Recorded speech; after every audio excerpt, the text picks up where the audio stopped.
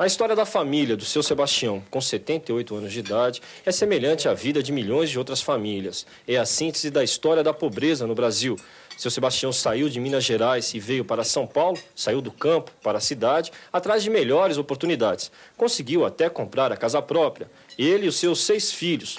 O sonho da casa própria está mais distante de ser concretizado pelos seus 26 netos e 7 bisnetos.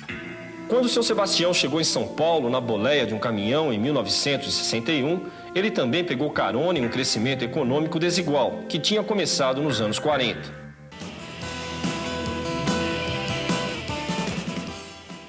A Segunda Guerra Mundial dificultava as importações dos chamados bens duráveis. O Brasil começa então a investir na produção desses bens. Em 1941, por exemplo, Getúlio Vargas inaugura a Companhia Siderúrgica Nacional. Em 56, o mineiro Juscelino Kubitschek inicia o período desenvolvimentista com o lema 50 anos em 5. Bossa Nova, mesmo a ser presidente. O período desenvolvimentista é financiado principalmente com dívidas externas. São Paulo estava no foco da industrialização. Imigrantes europeus e imigrantes de todos os estados vêm povoar a região sudeste do país.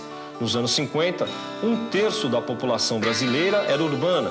No final dos anos 70, 2/3 dos brasileiros já moravam nas grandes cidades. O Brasil experimentou um processo extremamente vigoroso de crescimento econômico, de industrialização e de urbanização.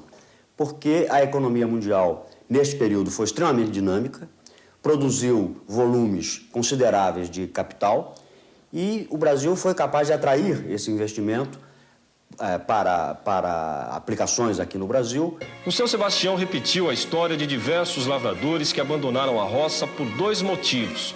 Não tinham condições de acompanhar a modernização da agricultura, nem de concorrer com os grandes latifundiários. Lá não dava mesmo, né? Lá não tinha onde a gente progredir nada. E como eu tinha irmão que morava aqui, sobrinhos casados, então eu vim com eles aqui. Cheguei aqui, eu andei por aí, achei que dava para mim fazer qualquer coisa, então resolvi trazer a família e estamos aí. A gente via todo mundo que vinha para cá, sempre construía alguma coisa, eu falei, eu sendo uma pessoa trabalhadora, acho que eu vou construir também. José da Silva, filho do seu Sebastião, tem 51 anos. Nasceu em Arceburgo, Minas Gerais, e veio morar com o pai em São Bernardo, no ABC Paulista. Quando chegou, ainda menino, não entendia a crise política do país. Jânio Quadros tinha renunciado. João Goulart assumiu, prometendo mudanças. O governo, que é também o povo e que também sou o povo perfeito, reafirma seus propósitos inabaláveis de lutar pela reforma da sociedade brasileira.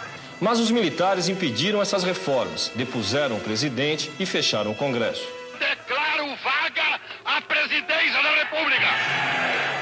Era o começo da ditadura militar.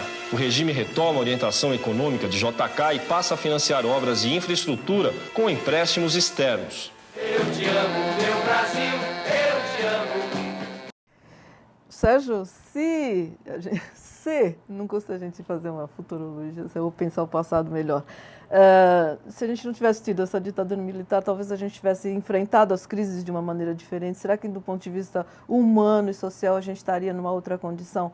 Porque nos anos 70, eles vendiam o milagre brasileiro e tinha uma crise do petróleo.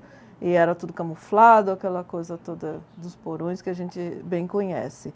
Teria sido diferente? Estaríamos um passo à frente?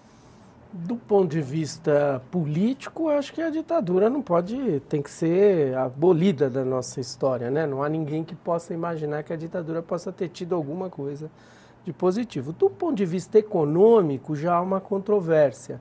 Ao contrário, por exemplo, da ditadura argentina, que praticamente destruiu o país. A Argentina era o 7º país mais rico do mundo nos anos 20. E hoje a Argentina é um país bem mais pobre do que já foi. E a ditadura militar teve a nossa ditadura teve aspectos modernizantes. Mas qual que é o problema nosso? De novo, a gente seguiu uma trajetória de concentração de renda. As políticas da ditadura econômica foram de endividamento externo, concentração de renda e, portanto, de exclusão da maior parte da população brasileira do benefício, do bem-estar econômico. e abortou um projeto de desenvolvimento. É claro que a nossa ditadura estava no contexto do que acontecia na América Latina, Sim. que era a influência americana no continente. Então, isso aconteceu no Brasil, na Argentina, no Chile, em todos os grandes países, e os Estados Unidos estavam por trás disso. Por trás disso também havia o grande interesse das multinacionais, do capitalismo americano. Então, dizer também que a ditadura, o que ela tem de fazer no plano econômico? Ela aborta o projeto de desenvolvimento que nós vimos dos anos 30, depois dos anos 50, com o Juscelino, vocês mostraram, aqui nós mostramos. Depois viemos com o João Goulart nas reformas de base, que eram comunistas, etc. E aí vem a ditadura militar. Então ela também aborta. Ela tem aspectos modernizantes na indústria, na indústria de bens de capital. O Brasil estruturou uma indústria de bens de capital, então ela tem uma certa controvérsia. Mas ela aborta um projeto de desenvolvimento de caráter mais nacional que poderia talvez nos conduzir hoje, 50 anos depois, a um país mais desenvolvido, sobretudo desenvolvido socialmente, né? Com uma distribuição de riqueza e de renda melhor. Agora, Tina, a população de uma maneira geral, o povo carente, acreditava no milagre brasileiro? Eu não vejo isso como crédito. Eu acho que a população, no Enigari, a população pobre, se tornou mais pobre. Pelo menos a área rural, ela sofre muito. Esse período é horroroso. É o período que os Estados Unidos deita em cima de nós, o país, que parece um cavalo, que desencenaram e ficaram em cima, dando bordoada de todos os lados para a gente cada vez piorar. É horrível, tanto que a gente cantava uma música que dizia Aliança de Progresso. Você lembra da Aliança Progresso? Que era um marco dentro da história, né, da assistência, em que o povo recebia e os Estados Unidos mandava aquele leite, que a gente falava, em boa hora veio a esmola, leite em pó que tu me desse, para matar a fome do Nordeste. Daí era leite em pó, Coca-Cola e chiclete. Bah! Ai, meu Deus, que boa hora veio a esmola. Era uma música que a gente cantava enquanto enquanto movimento estudantil, porque não fazia muita coisa, porque não dava, né? E a população, eu acho que esse ufanismo faz parte da história do Brasil. Nós somos um país ufanista, tanto que tem aquela música Ame ou Deixe, não era? Que fala, meu Brasil, eu te amo, mostrou aí no vídeo. Na época da ditadura. Era um período negro, um período horroroso, negro não no preconceito, mas eu digo, é um período muito triste da nossa história. E que, como você coloca, e eu concordo plenamente, nós teríamos um outro país, né, num foco progressista, num foco em que é o sonho nosso, aquilo que é a base, que é a reforma agrária, é a concentração de renda distribuída, do havendo concentração de renda, educação, saúde e direitos. Agora, o que houve, lógico, depois da ditadura, nesses governos veio avançando, só que eles, por exemplo, o governo do Lula para frente, é o governo que também não respondeu aquilo que ele disse. Porque quando ele chega para governar, nós tínhamos uma esperança que era uma coisa medonha, pelo menos eu tive, acho que uma grande maioria desse povo brasileiro. A esperança era o que nos movia. E você veja que agora está melhorando na área da assistência, o que eu falo que está melhorando, que teve um marco legal, que é esse grande avanço, que são as políticas, são leis, né? Você tem, hoje os gays não estão aí gritando pelos seus direitos, que hoje eles sabem que eles têm. Eu quero chamar mais um vídeo, daqui a pouco a gente continua a conversar, Tina, vamos lá? Vamos ver. Dos anos 40 aos 80, o Brasil cresceu em média 7% ao ano. Foi neste quadro que José da Silva casou, teve filhos e comprou a casa própria. Nesses anos, a gente com os 4 filhos pequenos, era possível a gente alimentar bem os filhos, vestir. A própria questão do atendimento à saúde, na época, era muito melhor do que hoje. E a gente tinha condições de sair uma vez por mês, por exemplo, se a gente quisesse ir aí a um restaurante, a um circo, enfim, até ao zoológico, fazer um passeio, coisa que hoje é muito difícil. A crise do petróleo no começo dos anos 70 eleva os juros internacionais e faz o Brasil sentir o peso da dívida externa. O crescimento para e o poder aquisitivo diminui. A inflação e o desemprego agravam a situação social. Campanhas como a da anistia e das diretas abrem caminho para a democracia. Ao mesmo tempo, a economia mundial começa uma mudança que agrava a crise brasileira. Hoje, os investidores externos não se interessam por aquilo que o Brasil sempre ofereceu: mão de obra barata, energia e matéria-prima abundantes. Sem produtos competitivos no exterior, sem um grande mercado interno consumidor e sem condições de competir com os importados, as empresas diminuem o ritmo de produção e fazem demissões. As grandes empresas estrangeiras, por exemplo, demitiram em média 33% dos seus funcionários nos últimos 2 anos. Grandes empresas nacionais também foram obrigadas a fazer isso e demitiram contingentes muito expressivos, especialmente em alguns segmentos da economia que foram mais afetados não só pela profunda recessão, mas pela recessão combinada com a perspectiva de abertura comercial. Só na Grande São Paulo, o número de desempregados chega perto de 1.300.000.